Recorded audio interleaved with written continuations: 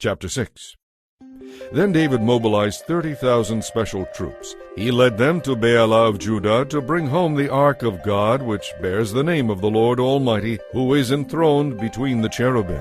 They placed the ark of God on a new cart and brought it from the hillside home of Abinadab. Uzzah and Ahio, Abinadab's sons, were guiding the cart with the ark of God on it, with Ahio walking in front. David and all the people of Israel were celebrating before the Lord with all their might, singing songs and playing all kinds of musical instruments, lyres, harps, tambourines, castanets, and cymbals. But when they arrived at the threshing floor of Nacon, the oxen stumbled, and Uzzah put out his hand to steady the ark of God. Then the Lord's anger blazed out against Uzzah for doing this, and God struck him dead beside the ark of God.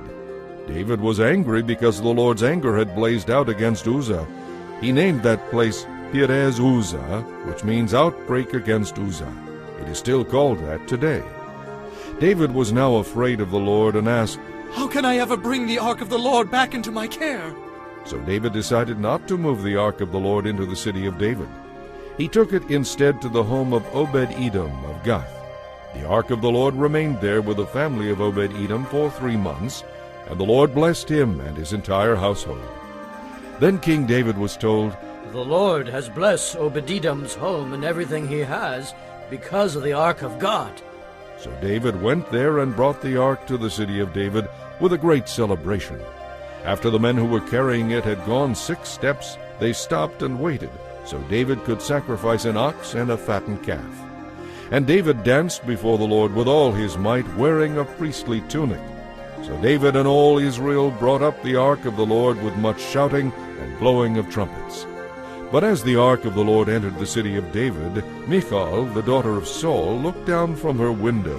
When she saw King David leaping and dancing before the Lord, she was filled with contempt for him.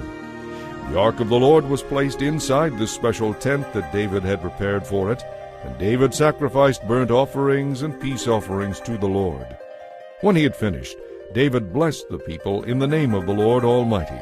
Then he gave a gift of food to every man and woman in Israel, a loaf of bread, a cake of dates, and a cake of raisins. Then everyone went home. When David returned home to bless his family, Michal came out to meet him and said, in disgust, "How glorious the king of Israel looked today! He exposed himself to the servant girls like any indecent person might do." David retorted to Michal, "I was dancing before the Lord, who chose me above your father and his family. He appointed me as the leader of Israel, the people of the Lord. So I am willing to act like a fool in order to show my joy in the Lord. Yes, and I am willing to look even more foolish than this. But I will be held in honor by the girls of whom you have spoken." So Michal, the daughter of Saul, remained childless throughout her life.